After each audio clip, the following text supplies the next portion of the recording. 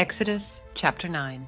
Then the Lord said to Moses, Go to Pharaoh and say to him, This is what the Lord, the God of the Hebrews, says. Let my people go, so that they may worship me. If you refuse to let them go and continue to hold them back, the hand of the Lord will bring a terrible plague on your livestock in the field, on your horses, donkeys, and camels, and on your cattle, sheep, and goats. But the Lord will make a distinction between the livestock of Israel and that of Egypt, so that no animal belonging to the Israelites will die. The Lord set a time and said, Tomorrow the Lord will do this in the land. And the next day the Lord did it. All the livestock of the Egyptians died, but not one animal belonging to the Israelites died. Pharaoh investigated and found that not even one of the animals of the Israelites had died. Yet his heart was unyielding, and he would not let the people go. Then the Lord said to Moses and Aaron, Take handfuls of soot from a furnace, and have Moses toss it into the air in the presence of Pharaoh. It will become fine dust over the whole land of Egypt, and festering boils will break out on people and animals throughout the land. So they took soot from a furnace and stood before Pharaoh. Moses tossed it into the air, and festering boils broke out on people and animals. The magicians could not stand before Moses because of the boils that were on them and on all the Egyptians.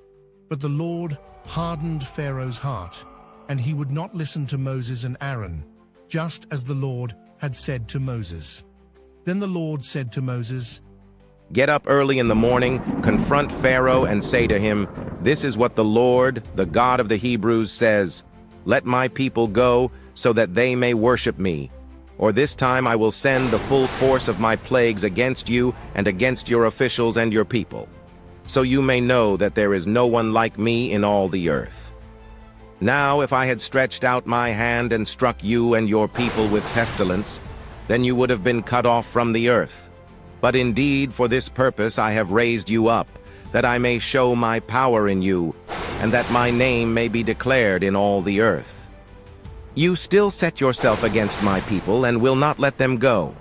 Therefore, at this time tomorrow, I will send the worst hailstorm that has ever fallen on Egypt, from the day it was founded till now.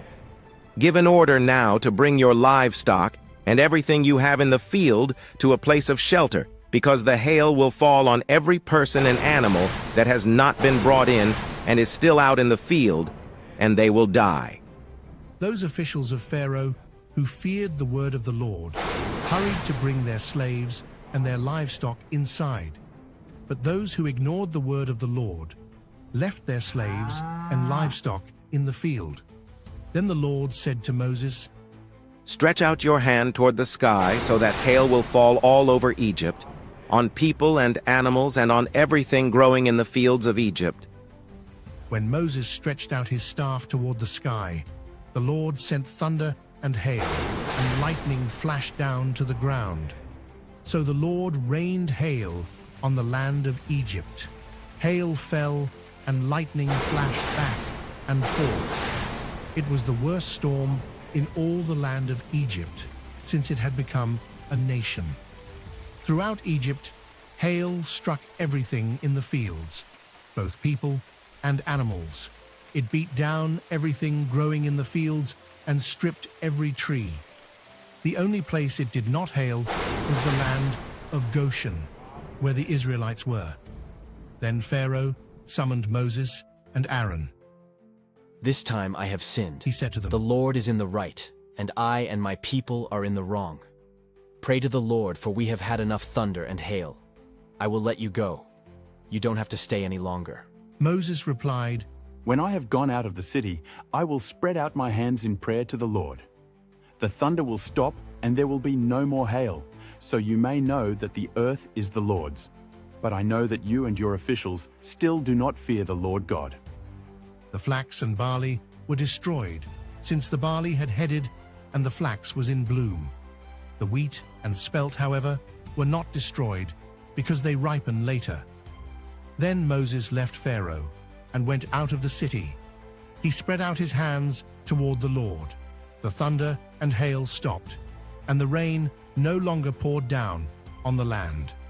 When Pharaoh saw that the rain and hail and thunder had stopped, he sinned again. He and his officials hardened their hearts. So Pharaoh's heart was hard, and he would not let the Israelites go, just as the Lord had said through Moses. If you love what we do and support our mission to bring the entire Bible to life through AI videos, don't forget to like, subscribe, and share.